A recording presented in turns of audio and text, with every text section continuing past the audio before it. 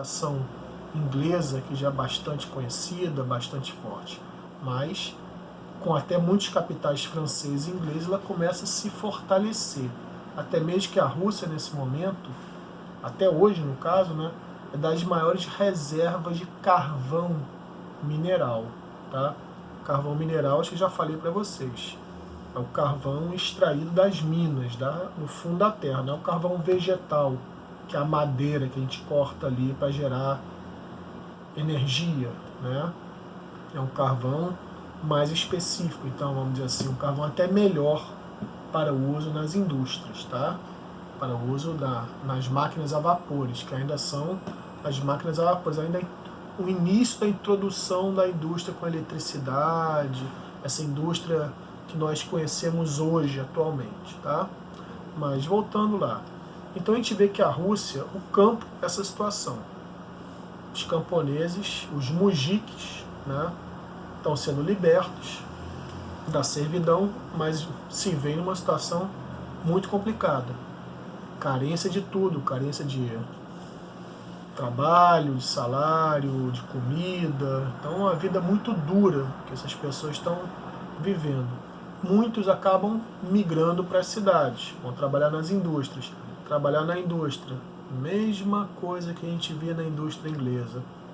Baixos salários, muito trabalho, reconhecimento, direito trabalhista praticamente zero.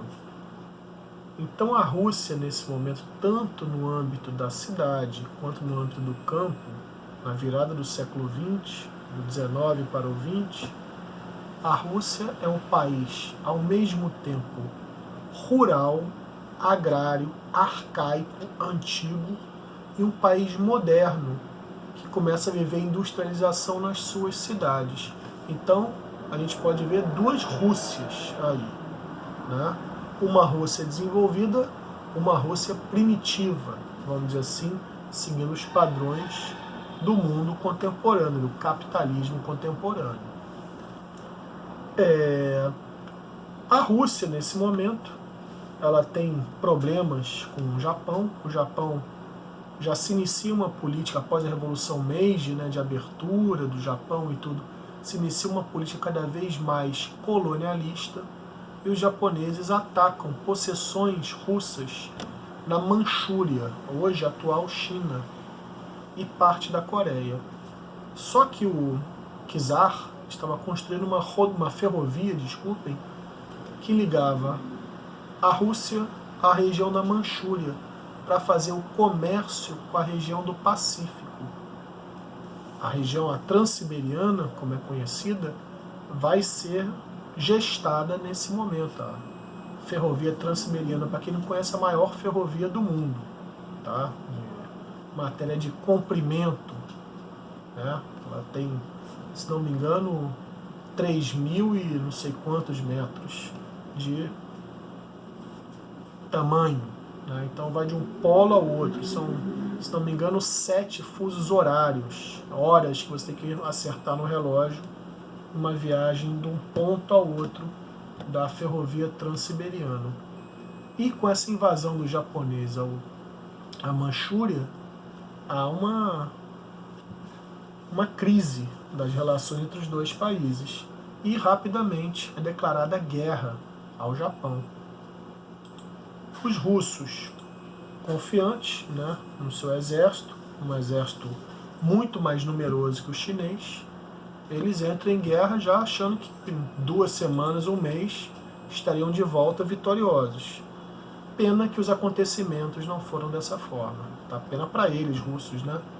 Nessa guerra russo-japonesa, o que acontece é um verdadeiro massacre das forças russas pelos japoneses. Tá? A marinha japonesa impõe uma derrota fragorosa aos russos. Tá? Fica uma coisa ridícula para os russos manterem essa guerra. Na Batalha do Estreito de Tsushima, são arrasadas as forças russas, os russos são humilhados no campo de batalha e são obrigados ao armistício, a pedir a paz para os japoneses. Só que a paz vai vir de forma bastante negativa para os russos, né? Porque passa a ser uma humilhação para o exército russo e passa a ser também uma grande dívida criada para defender os interesses russos na China. E uma dívida que não vai ser paga, porque perderam a guerra, quem vai pagar essa brincadeira? O povo russo, obviamente. Então os impostos vão aumentar, a crise dentro da Rússia também é crescente, e tudo isso vai levar a uma situação cada vez mais, vamos dizer assim, de revolta. Então, aquela centelha que falta para acender o pavio e botar tudo pelos ares, seria mais ou menos o que vai ocorrer agora, que a gente vai contar um pouquinho, que é uma manifestação em 1905, né? Há uma manifestação dos trabalhadores russos. Eles, após várias greves, começam a pipocar greves por toda a Rússia. Após uma greve de uma indústria que inicialmente fazia tratores, equipamentos agrícolas e tudo, mas nesse período já a grande indústria de toda a Rússia, que chega a fazer navios encoraçados russos, são feitos ali, locomotivas, a maior indústria russa, que é a indústria Putilov, tá? Sediada na cidade de São Petersburgo. Né? Eu até falo para vocês que nesse momento, em 1905, não é mais São Petersburgo, tá? Ela passa a ser chamada de Petrogrado, tá? Após desavenças com os germânicos, né? Com os alemães, a mudança de nome da cidade. A gente vai falar um pouco mais sobre isso depois, que é uma cidade que vai ter 3 nomes em um século, tá? De São Petersburgo vai mudar para Petrogrado, depois Leningrado, depois volta a São Petersburgo, né? Mas enfim, os operários dessa fábrica, dessa indústria da Putilov, fazem a sua greve e vem uma forma de tentar entrar em contato com o czar, colocando um padre ortodoxo. Como a gente viu, a importância da igreja ortodoxa na sociedade russa é muito grande. Eles acham que a igreja é uma instituição segura, uma instituição confiável. Eles colocam um padre ortodoxo, Jorge Gapon, para liderar esses trabalhadores numa manifestação num domingo, né? Domingo em janeiro de 1905, 9 de janeiro de 1905, em São Petersburgo. Esse padre lidera essa manifestação, onde eles pediam nada mais, nada menos que melhores condições de trabalho, uma jornada de trabalho de 8 horas, direitos trabalhistas, os mais básicos possíveis. O problema é que Nicolau II, Nicolau Romanov, né, o czar, ele já antevendo perigo, né, dessas manifestações, como a gente falou, faltava apenas o estopim para a bomba explodir, ele já recebendo informações sobre a problemática, né, da Rússia nesse momento, ele sai do seu palácio de inverno e ali deixa o seu representante, o seu ministro da guerra. O problema é que essa manifestação pacifista de 9 de janeiro de 1905, né?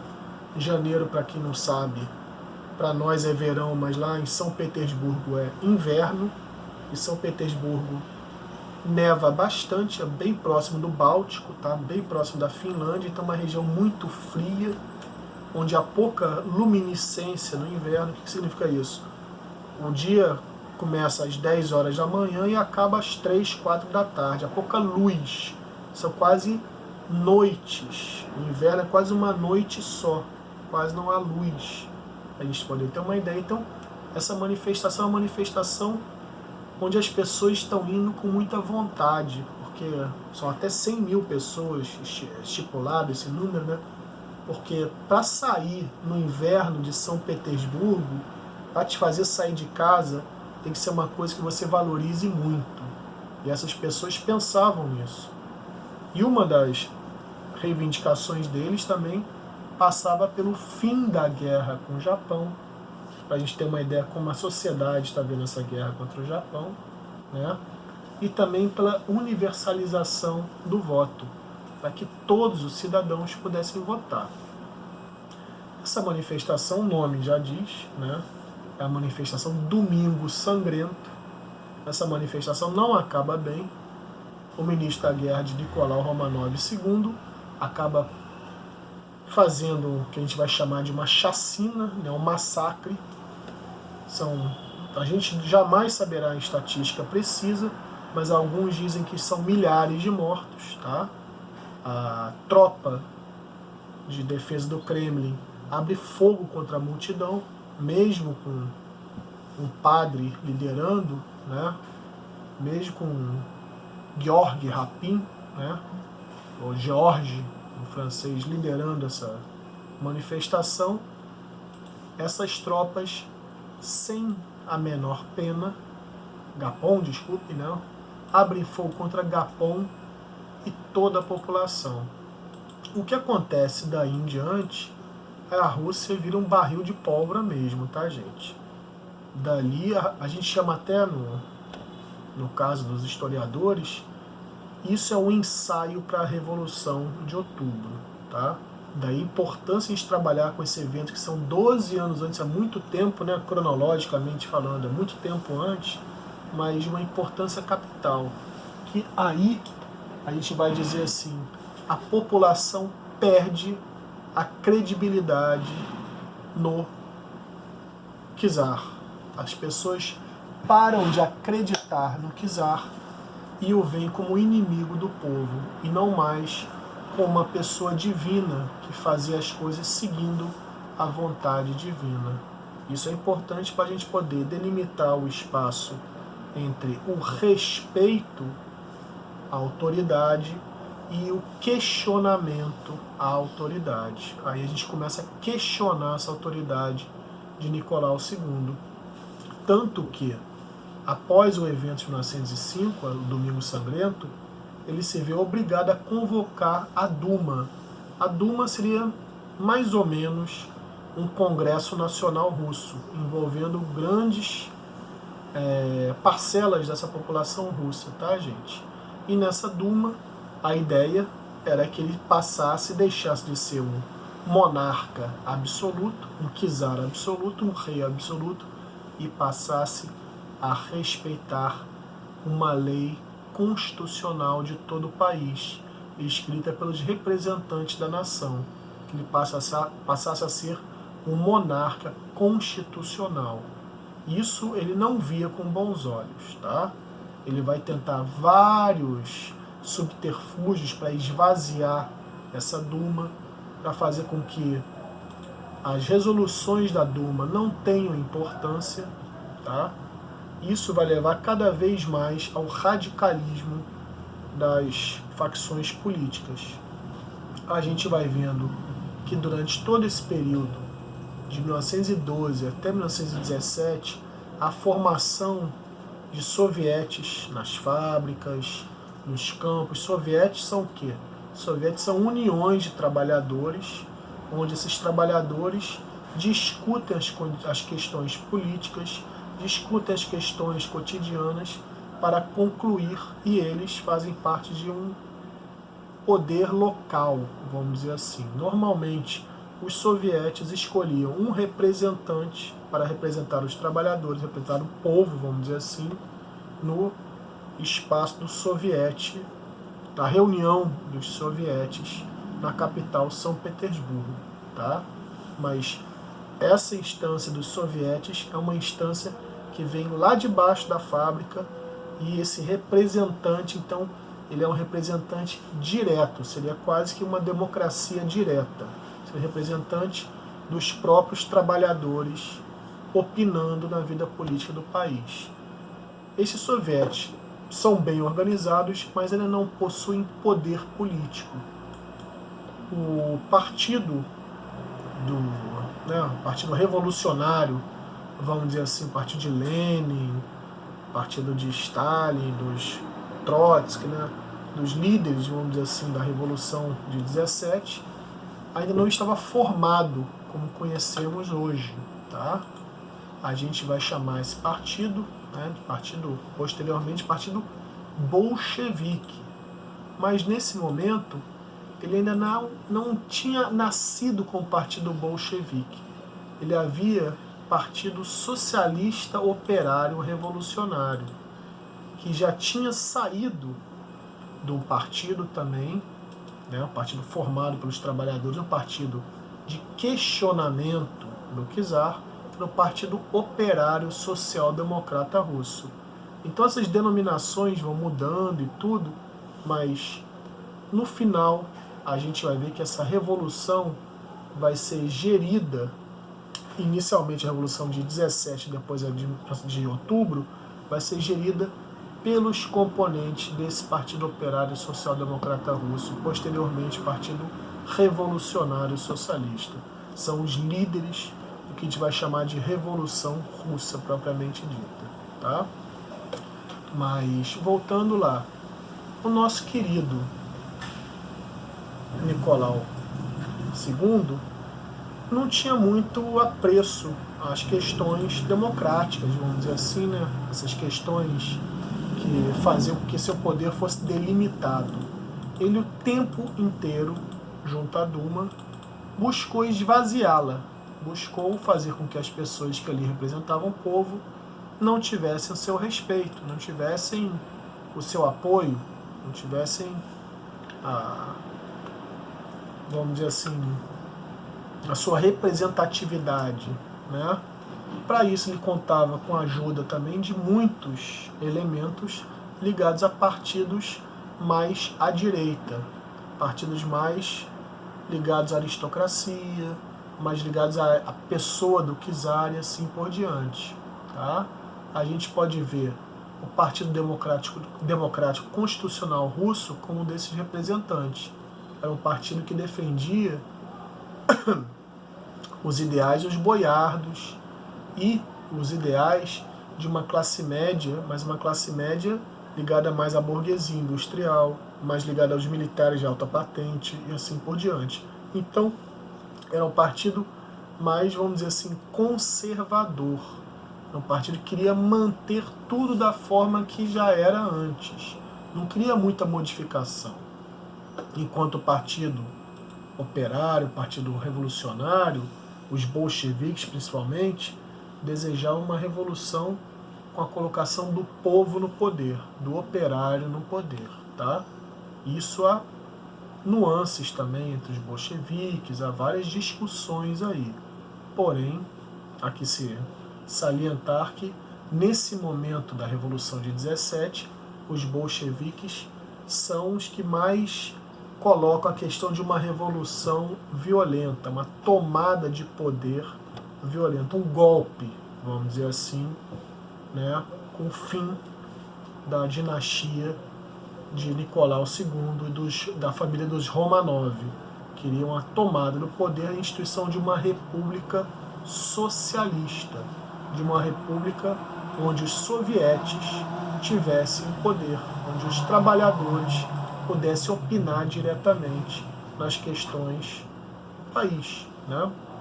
A gente vê que a Rússia, já agora em 17, desde 1914, está dentro da Primeira Guerra Mundial, participa da Primeira Guerra Mundial ao lado da Grã-Bretanha e da França, tá? Eles objetivam esvaziar o Império Turco-Otomano, o Império Austro-Húngaro, eles objetivam, né, ter como opositores os alemães, né, como a gente havia até falado anteriormente. Então há uma coisa muito forte na Rússia de uma crise muito grande social, porque é um questionamento do porquê entrar em uma nova guerra 10 anos depois, 9 anos depois mais precisamente, após a entrada da Guerra Russo-Japonesa. A Rússia novamente entra numa guerra, uma guerra de uma proporção muito maior, né, com exércitos muito mais bem preparados, e a Rússia novamente se vê em maus lençóis, tá? É uma coisa que a gente não chegou a falar, mas é interessante colocar: o exército russo, apesar de ter sempre bastante gente para lutar, um exército super despreparado, um exército não tinha combatentes com treinamento, tá? É um exército que guerreava, como vários citam, Tolstói e outros, guerreava muitas vezes com o peito, sem armas, né? Não possuía com os punhos, era uma arma para 2, 3 soldados, tá? Então você tinha que esperar o cara usar, ou ele morrer, para você poder utilizar a arma dele para se defender. Então é uma situação muito complexa, tá? Então um exército despreparado, um exército mal equipado, um exército facilmente falível, que vai ser derrotado novamente no campo de batalha, tá? Isso, os alemães, que agora são os atacantes, vão acabar tirando vantagem, e para proclamar esse armistício, para proclamar paz com a Alemanha, os russos perdem bastante, tá? Os russos, mesmo com essa situação de penúria, situação de crise econômica e tudo, ainda vai perder muito mais, vai perder territórios bálticos, a Lituânia, a Estônia, a Letônia, a Finlândia, que era parte do Império Russo, vai perder parte do Cáucaso. Então a Rússia sai muito derrotada dessa Primeira Guerra Mundial, mas a Rússia só sai da Primeira Guerra Mundial após a Revolução de Outubro, tá? Gente, eram duas apresentações. A gente tentou fazer o mais rápido possível, mas eu vou continuar falando dessa revolução. Eu vou começar na próxima aula com outro PowerPoint, né, com outra apresentação, falando sobre a Revolução de 17, de fevereiro inicialmente, com o governo provisório, e posteriormente a gente vai voltar a falar sobre a Revolução de outubro de 17, que é a revolução que a gente vai chamar de Revolução Bolchevique. Seria o final dessa Revolução Russa e um pouquinho da Guerra Civil, tá? Eu deixei essas coisas para vocês ali na pasta, né, no Teams, né? Deixa eu só voltar aqui para falar para vocês onde estão. Eles estão em arquivos e tarefas, tá? São duas apresentações que eu deixei lá no Teams, tá? E tem também, a gente vai ver lá em tarefas, eu deixei uma atividade, um estudo dirigido para vocês poderem preencher, tá? Aí dê uma olhadinha lá, vai estar em história e tudo, também falando da Revolução Russa, é completar e enviar para mim, ok? Eu estou vendo até que alguns aqui já fizeram, não, isso aqui é do outro professor, não, ninguém entregou ainda, a gente tem uma ideia. Então, vamos tentar fazer a entrega até dia 13, se liguem aí, tá? Para não perder o prazo, que depois eu acho que a própria plataforma não aceita a entrega atrasada, tá, gente? Quando não conta ponto, não sei como é que funciona ainda, a gente está descobrindo ainda, estão mexendo nessa plataforma, tá? Alguma dúvida? Ficou alguma coisa, alguma observação que vocês queiram fazer?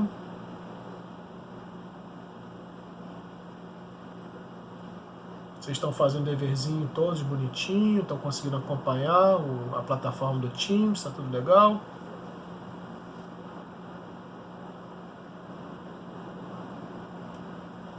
Então, oi? Tá conseguindo? Tá ótimo. Então vamos se concentrar nisso, tentar falar com os outros colegas também para realizar essas tarefas, tá? De vez em quando o pessoal não tem internet suficiente. Oi. Fala.